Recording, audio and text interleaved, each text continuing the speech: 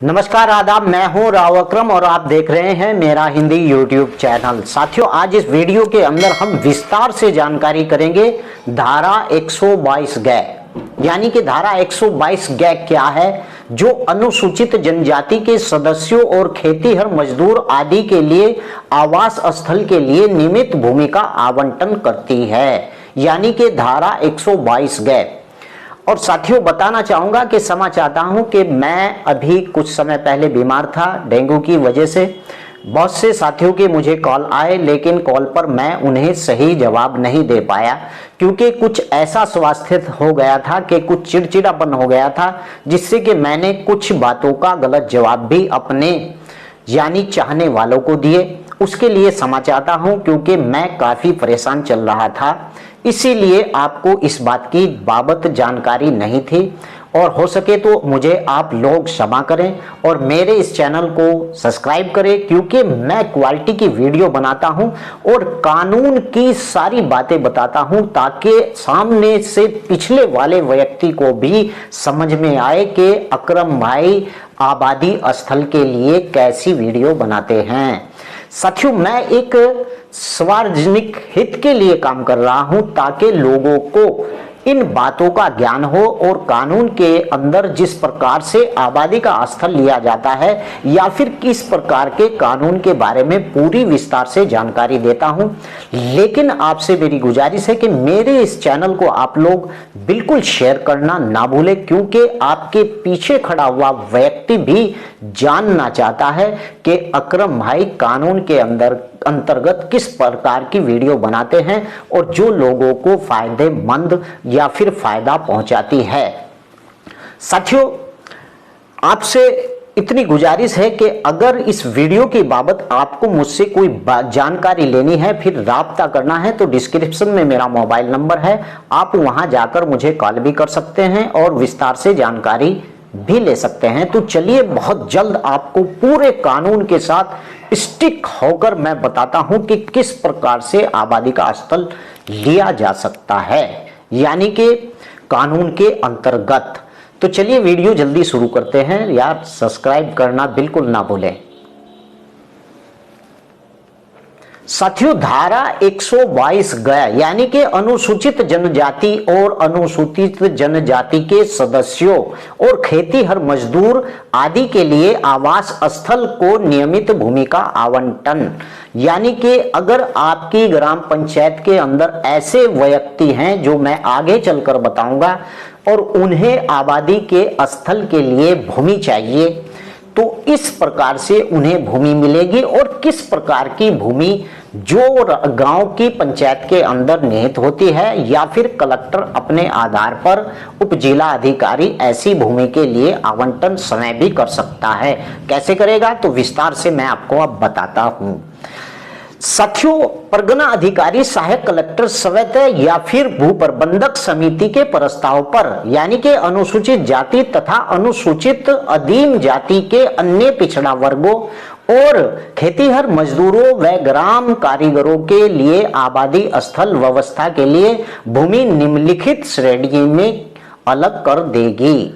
यानी कि अगर आपकी ग्राम पंचायत के पास इस प्रकार की भूमि है, तो ऐसी भूमि को बिल्कुल अलग किया जा सकता है, यानी उन लोगों को, गरीब लोगों को आबादी स्थल आवंटन करने के लिए। कैसी भूमि? ऐसी भूमि जो धारा 117 की उपधारा 1 के खंड 1 निर्दिष्ट, यानी कि जो भूमि और उसके धारा के अंतर्गत गांव की निहित कर दी गई हो, यानी कि ऐसी भूमि जो आपकी ग्राम पंचायत के निहित कर दी गई हो धारा 117 के उपधारा 1 के अंतर्गत, ऐसी भूमि के ऊपर ग्राम भू प्रबंधक समिति ऐसे व्यक्तियों को, कैसे, जो मैं आगे चलकर बताऊंगा, ऐसे व्यक्तियों को भूखंड यानी कि आवास स्थल के लिए भूमि यानी आवंटन कर सकती है। नंबर 2, कैसी भूमि? इस अधिनियम की धारा 194 और या किसी अन्य उपबंधों के अंतर्गत भूमि प्रबंधक समिति के कब्जे में आने वाली भूमि, ऐसी भूमि के ऊपर।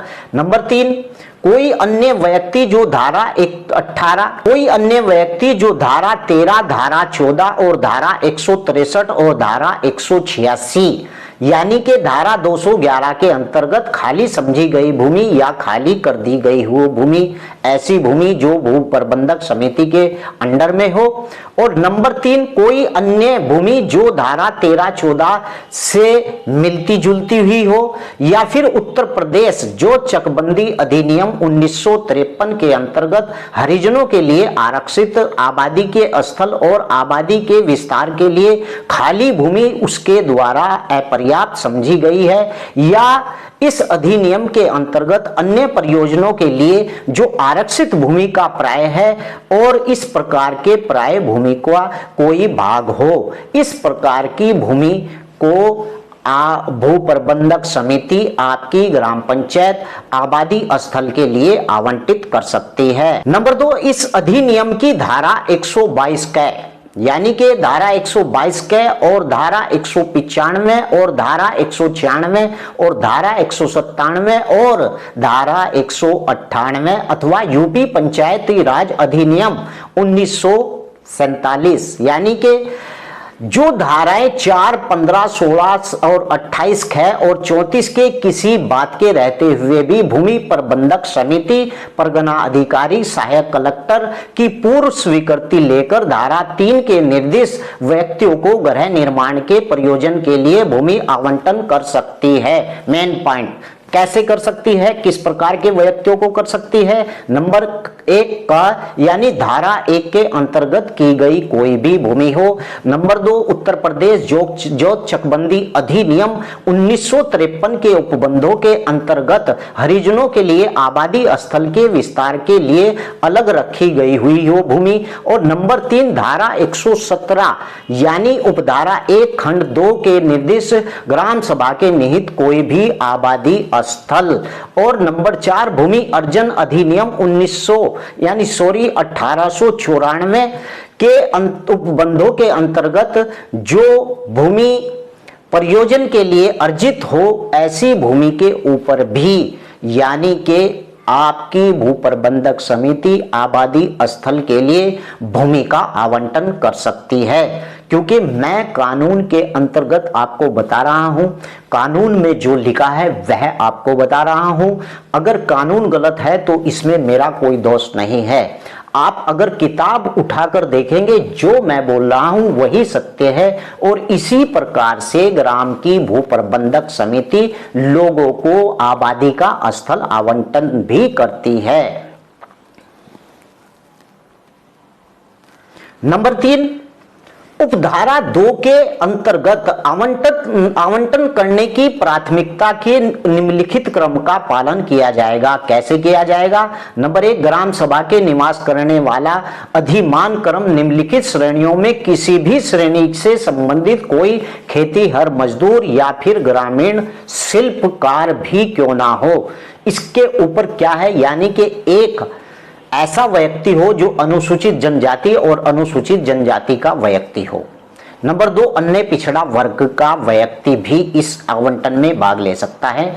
और नंबर 3, कैसा व्यक्ति, जो गरीबी रेखा से नीचे जीवन यापन करने वाला सामान्य श्रेणी का व्यक्ति भी अगर है तो वह भी इस आबादी आवंटन यानी आबादी स्थल आवंटन में भाग ले सकता है। और कोई अन्य खेतीहर मजदूर ग्राम का कारीगर जो गांव में रहता है इस प्रकार का व्यक्ति भी ऐसे आवंटन में भाग ले सकता है। और ग्राम सभा में निवास करने वाला अधिमान क्रम का निम्नलिखित श्रेणियों में किसी भी श्रेणी संबंधित कोई अन्य व्यक्ति, कैसा, अनुसूचित जनजाति का व्यक्ति हो और अनुसूचित जनजाति अधीन व्यक्ति हो। नंबर 2, अन्य पिछड़ा वर्ग का व्यक्ति भी चलेगा। और जो गरीबी रेखा से नीचे जीवन यापन करने वाला सामान्य श्रेणी का व्यक्ति भी चलेगा। सभी व्यक्तियों के लिए आबादी स्थल का आवंटन करती है भू प्रबंधक समिति या फिर उप जिला अधिकारी अपने स्वतः अपने हस्तक्षेप से भी कर सकता है ऐसे आवंटनों को। या फिर गांव के अंदर कोई भी विकलांग व्यक्ति गांव में रहता हो। और इस पर स्पष्टीकरण यह है, अब बिल्कुल आप वीडियो को स्किप ना करें क्योंकि अब मेन बात होने जा रही है।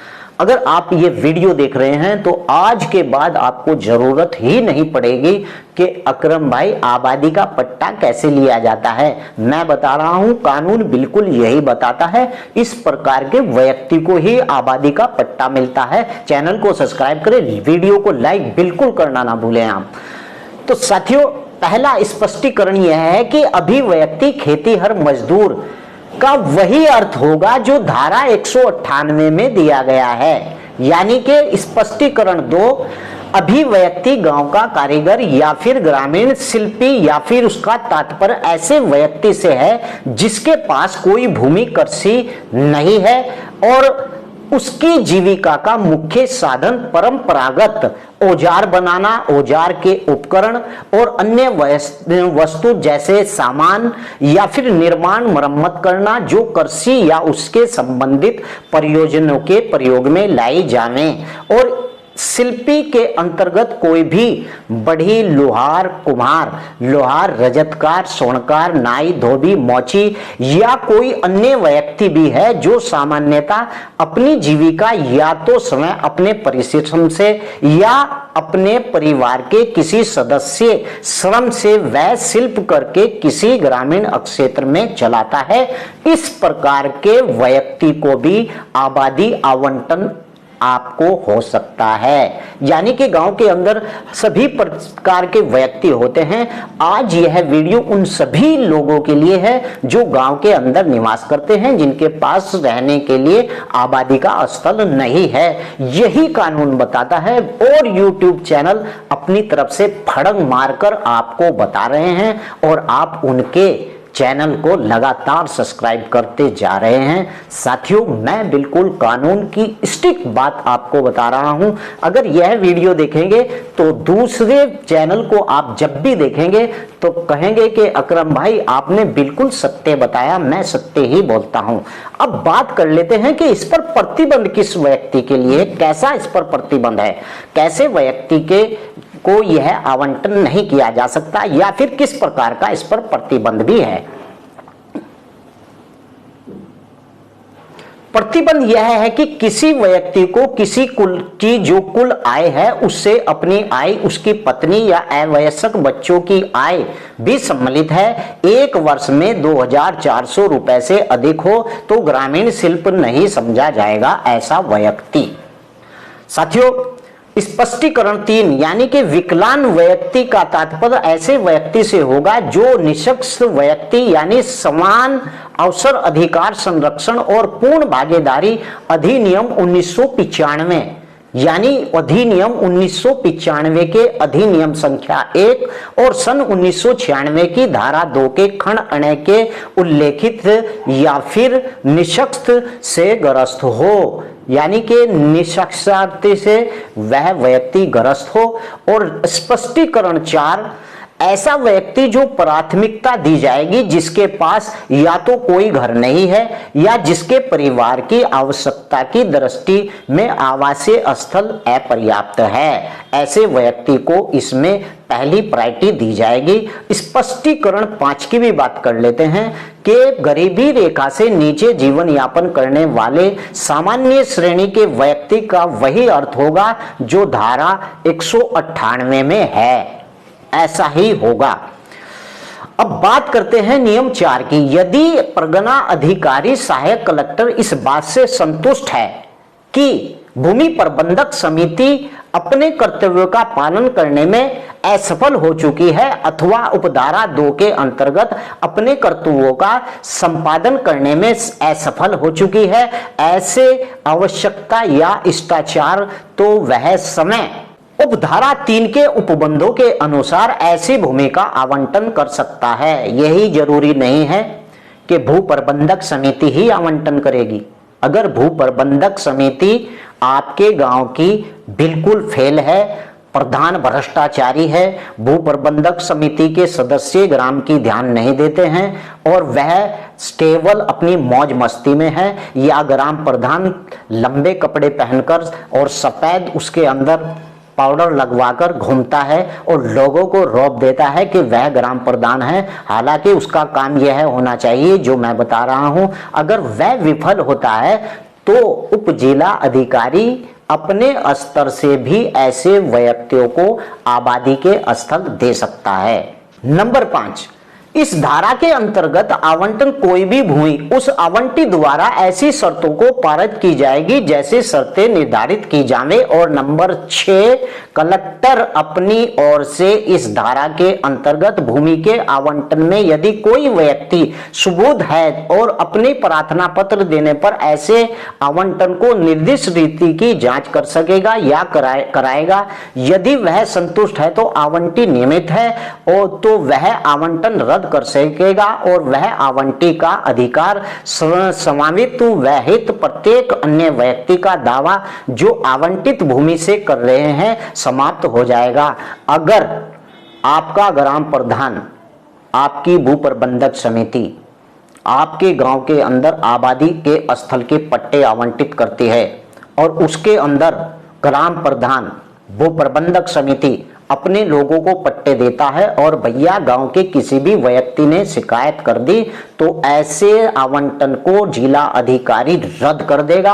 अगर वह आवंटन हो भी गया है तो उस आवंटन के अंदर किसी का भी अधिकार नहीं रहेगा।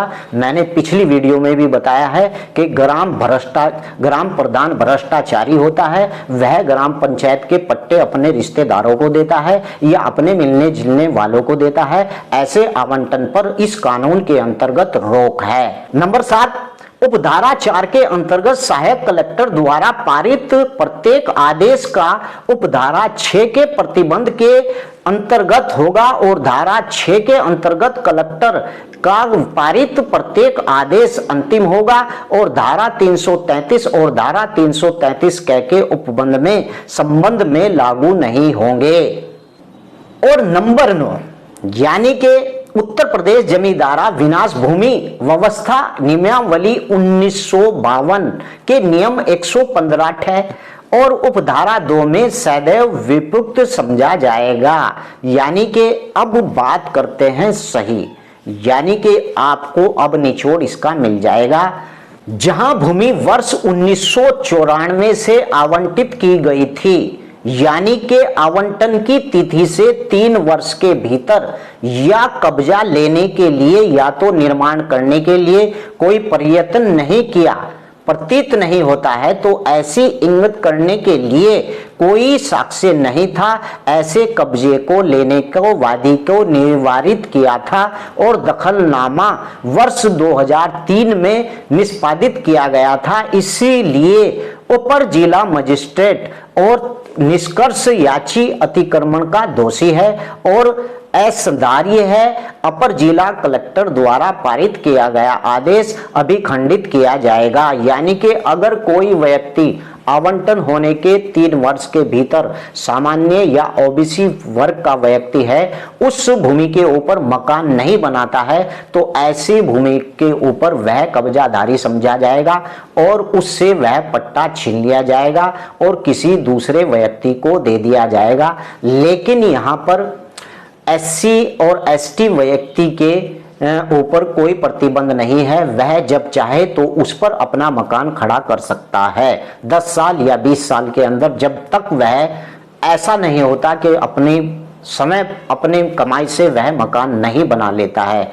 लेकिन प्रतिबंध ऐसे व्यक्तियों पर है जो सामान्य ओबीसी के व्यक्ति हैं, उन्हें तो 3 साल के अंदर मकान हर सूरत में बनाना ही पड़ेगा। साथियों, आज मैंने आपको बिल्कुल नियम के आधार पर पट्टा यानी आबादी स्थल कैसे लिया जाता है विस्तार से समझाया।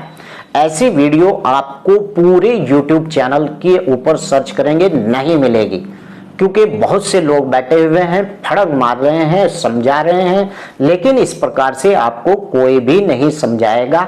डिस्क्रिप्शन में मेरा मोबाइल नंबर है, आप वहां से जाकर डायरेक्ट भी जो आपका सवाल है, जो मन चाहता है पूछ सकते हैं, उसके लिए मैं हाजिर हूं। लेकिन यार मेरा चैनल सब्सक्राइब करना ना भूले और वीडियो को शेयर तो जरूर करें, फेसबुक व्हाट्सएप हर जगह पर शेयर करें। जय हिंद, जय भारत। अगली वीडियो बहुत जल्द लेकर आपके सामने हाजिर होऊंगा। खुदा हाफिज।